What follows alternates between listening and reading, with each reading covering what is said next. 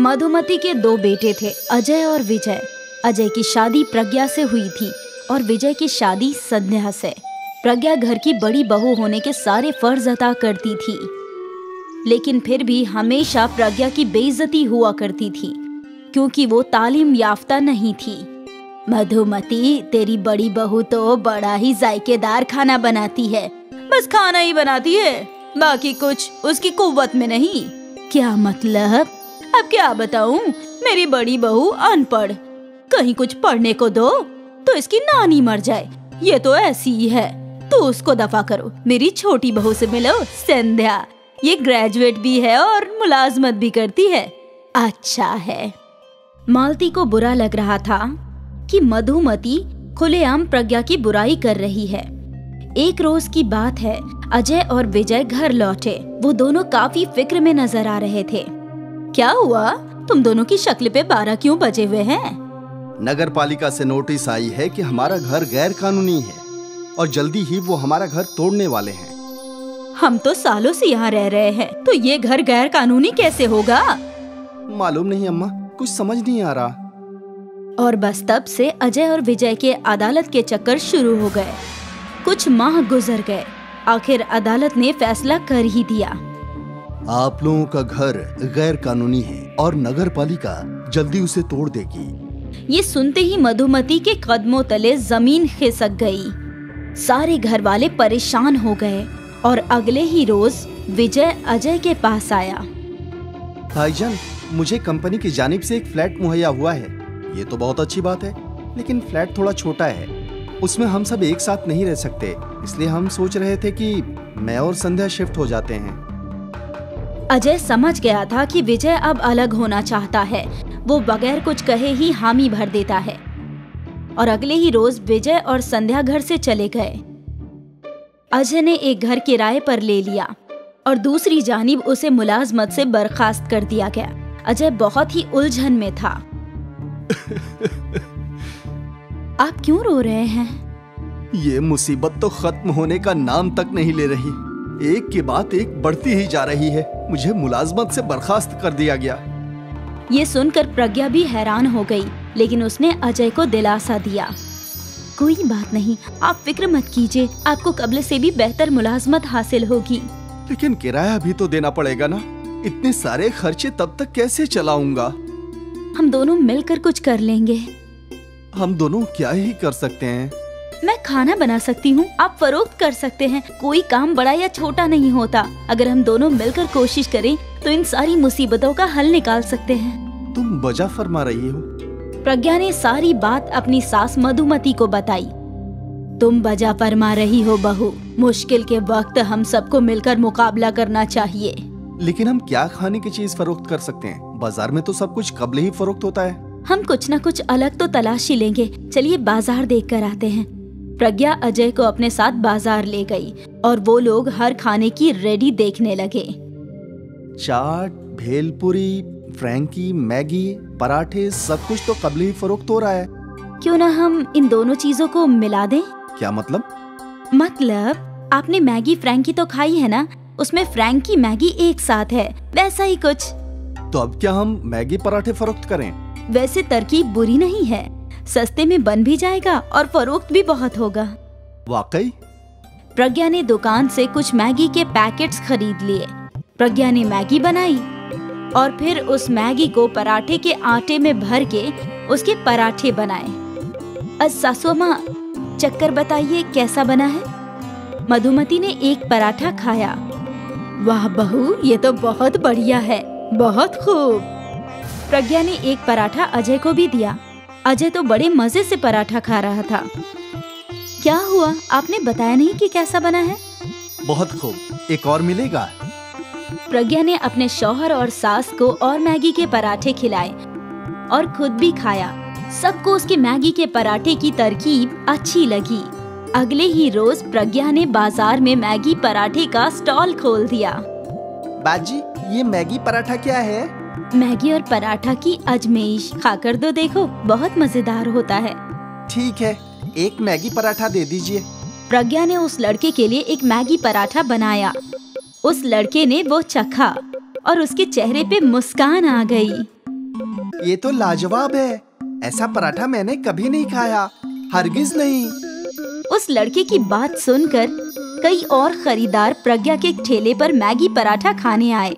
प्रज्ञा Maggi पराठे बनाए जा रही थी और अजय खरीदारों को देकर पैसे ले रहा था। सुबह से शाम तक दोनों थक गए और फिर अपने घर लौटे। क्या हुआ? क्या नहीं हुआ ये पूछो अम्मा। सुबह से खरीदार आते ही जा रहे थे। हम दोनों तो थक गए, लेकिन खरीदार रुकने का नाम ही नहीं ले रहे थे। आज इतने रोज बाद अजय और मधुमती की शक्ल पे खुशी आई थी। अब उन्हें एक उम्मीद नजर आ रही थी। अगले रोज प्रज्ञा के स्टॉल खोलने से कबल ही खरीदार खड़े थे। प्रज्ञा धड़ाधड़ मैगी पराठे बनाए जा रही थी और खरीदारों को देती जा रही थी। अगले कई रोज तक ये सिलसिला ऐसे ही चलता रहा। प्रज्ञा और अजय अपनी आमदनी देखकर हैरान थे।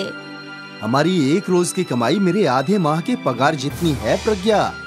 सोचा नहीं था कभी इतना कमा पाऊंगा। अब तीनों खुश थे।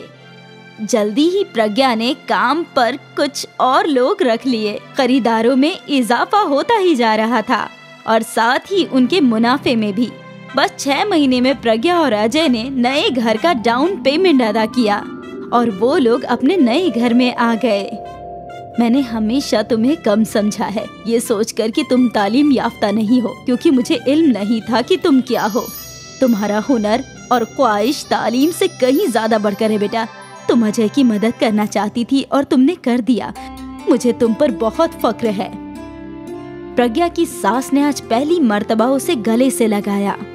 ये दिन प्रज्ञा के लिए यादगार था। एक किराए के घर से वो अपने खुद के घर में आ पहुँचे और ये सब प्रज्ञा के मैगी पराठे की बदौलत। मुकुंद के ताड़गोले के बाग थे।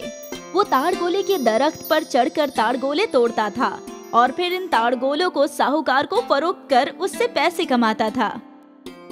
अरे भाई, अब तुम ताड़गोले ज्यादा दिया करो। बाजार में ताड़गोले की मांग में इजाफा हुआ है। जी जनाब, कल से ज्यादा ताड़गोले देने की कोशिश करूंगा। ठीक है। मुकुंद और मयूरी की एक दुख्तर थी मीना। मीना कहाँ है? अभी यही थी, शायद अपनी सहेलियों के साथ खेलने गई होगी। लेकिन आपको उससे क्या काम आ गया? अरे उसे ताड़गोले खाने थे, तो देखो उसके लिए कुछ ताजे ताड़गोले तोड़ कर लाया हूँ। तभी मीना, अरे वाह, ताड़गोले, ये सब के सब मैं ही खाऊंगी। हाँ, तेरे लिए ही लाया हूँ, आराम से खा। बरसात हो या गर्मी, मुकुंद हर मौसम में ताड़गोलों की दरख्त पर चढ़ता था। एक रोज की बात है, मुसलसल 2 रोज से बारिश रुक ही नहीं रही थी। ऊपर वाले के करम से ये बारिश जल्दी रुक जाए।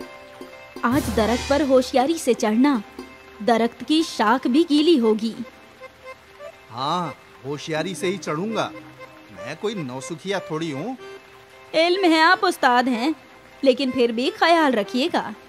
हाँ बेगम साहिबा, आप फिक्र मत कीजिए, मैं यूं गया और यूं आया। ठीक है। मुकुंद ताड़गोले की दरख्त पर चढ़ गया और एक एक करके होशियारी से ताड़गोले तोड़ने लगा। कुछ देर गुजर गया और फिर एकाएक मीना वहाँ पहुँची। अब्बा! मीना की आवाज सुनकर मुकुंद का तवज्जो ही नहीं रहा और वो फिसलकर सीधा दरख्त के नीचे गिर गया।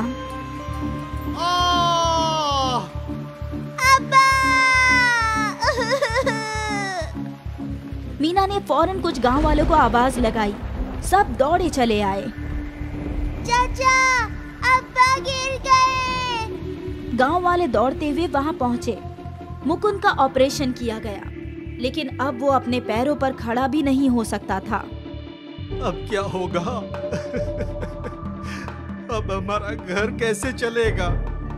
आप फिक्र मत कीजिए जी, कुछ न कुछ जरूर हो जाएगा। ऊपर वाले ने हमें तकलीफ दी है तो वो ही हमें रास्ता भी दिखाएगा। लेकिन कैसे? मैं अपाहिज बन गया हूँ। इससे बेहतर कि ऊपर वाला मुझे मार ही देता। ऐसा ना कहिए, आप ही हमारी जिंदगी है। मयूरी और मुकुंद परेशान थे कि अब उनकी आगे की जिंदगी कैसे बसर होगी। कुछ रोज बाद मुकुंद को घर लाया गया। मयूरी और मुकुंद के बचत किए हुए सारे पैसे उसके इलाज में खत्म हो गए। मैं कहीं काम तलाशती हूँ। तुम बाहर और घर का काम तन्हा कैसे संभालोगी? मैं कुछ न कुछ कर लूंगी। कोई तो ऐसा काम होगा जो मैं इस हाल में भी कर सकता हूँ। नहीं नहीं, आप आराम फरमाइए। नहीं मयूरी, मैं ऐसे तुम पर बोझ नहीं बन सकता। फिर ऐसी हालत में आप क्या कर सकते हैं? कुछ तो जरूर होगा ही। अगले रोज से मयूरी ने काम तलाशना शुरू किया। वो कई दुकानों और कंपनियों में गई, लेकिन उसे कहीं मुलाजमत हासिल नहीं हुई। मुझे कोई काम तो नहीं हासिल हो रहा। सोच रही हूँ कोई कारोबार ही कर लूं। कैसा कारोबार? क्या मैं तुम्हारी कोई मदद कर सकता हूँ? आज बाजार में पकौड़ी की दुकान देखी थी। काफी हुजूम जमा था। मैं भी तो अच्छे पकौड़े बनाती हूँ, तो क्यों ना मैं भी पकौड़े फरोख्त करूँ। कर तो सकती हो, लेकिन सभी लोगों को पकोड़े उसी दुकान के पसंद हैं, तो तुम्हें कुछ नए तरीके से पकोड़े बनाना चाहिए। कैसे तरीके? जैसे चाइनीज पकोड़े हैं जो बच्चों को बेहद पसंद आते हैं, वैसा ही कुछ नया। वैसा कुछ? मीना तू बता, तुझे और क्या खाना पसंद है? मुझे तो मैगी पसंद है। मैगी पकौड़ा कैसा रहेगा? मैगी के पकोड़े भी बनते हैं क्या? हाँ, वो भी बहुत कुरकुरे। जा मीना, दौड़कर एक पैकेट मैगी लेकर आ। मीना मैगी खरीदने चली गई और कुछ देर बाद 2 मैगी के पैकेट ले आई। मीना ने मैगी को उबाला और फिर उन्हें सुखाकर उसमें कुछ मसाले मिलाकर कढ़ाई में मैगी पकौड़े तलने लगी। मीना एकटक अपनी वालिदा के हाथों को देख रही थी। जैसे ही मैगी के पकौड़े तलकर बाहर आए, मीना ने झट से एक पकौड़ा उठाया और अपने मुंह में डाल दिया। अरे अरे, गरम है। बहुत जायकेदार है अम्मी, वाह। मीना ने एक मैगी का पकौड़ा अपने वालिद को भी दिया। ये तो वाकई जायकेदार है। हाँ, मैंने कहा था ना कि बहुत जायकेदार बनते हैं। क्या ये मैगी के पकौड़े बाजार में फरोख्त होंगे? हाँ हाँ, यकीनन, ये तो आग लगा देंगे। मयूरी ये सुनकर खुश थी। कुछ रोज बाद मयूरी और मुकुंद ने मिलकर बाजार में मैगी के पकौड़े का स्टॉल लगा दिया। ये क्या है आंटी? मैगी पकौड़ा। मैगी के पकौड़े? हाँ, 1 प्लेट दीजिए मुझे। हाँ हाँ, लो बेटा। मयूरी ने उस लड़की को मैगी के पकौड़े दिए। वाह, कितना जायकेदार है। आज तक ऐसे पकौड़े कहीं नहीं खाए।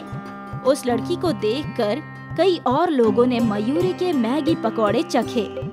चाची, ये तो मस्त है। मुकुंद मैगी पकौड़े तलने में मयूरी की मदद कर रहा था। वो अपाहिज था। पहले ही रोज मयूरी और मुकुंद की अच्छी खासी कमाई हो गई थी। वो लोग खुशी खुशी घर लौटे। सोचा नहीं था कि हमारी इतनी अच्छी आमदनी होगी। इस गमज़दा जिंदगी में यही एक खुशी है। अब्बा, आप फिक्र ना कीजिए, हमारे सारे गम दूर हो जाएंगे। आप भी ठीक हो जाएंगे। पूरे खानदान में उम्मीद की लहर दौड़ पड़ी। सब मिलकर और मेहनत से कोशिश करने लगे। उनका मैगी पकौड़े का कारोबार भी चल पड़ा था। खरीदारों का हुजूम लगने लगा और साथ ही उनकी आमदनी में भी इजाफा होने लगा। मैगी पकौड़े जल्द ही मशहूर हो गए।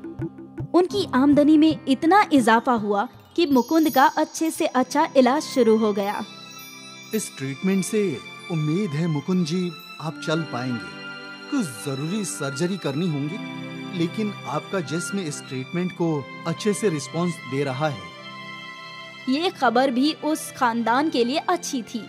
6 माह बाद आज मयूरी ने मैगी पकौड़ी की बड़ी दुकान खोल ली और इस खुशी को दोगुना मुकुंद ने किया। आज कुछ पलों के लिए ही सही, वो डगमगा कर खड़ा हुआ। ये उम्मीद की वो रोशनी है जो दिखाती है कि मुकुंद बहुत जल्द अपने पैरों पर खड़ा हो जाएगा। और ये सब इनके एक मैगी पकौड़ी की बदौलत मुमकिन हुआ। और आगे भी ये मैगी पकौड़ा धूम मचाता ही रहेगा।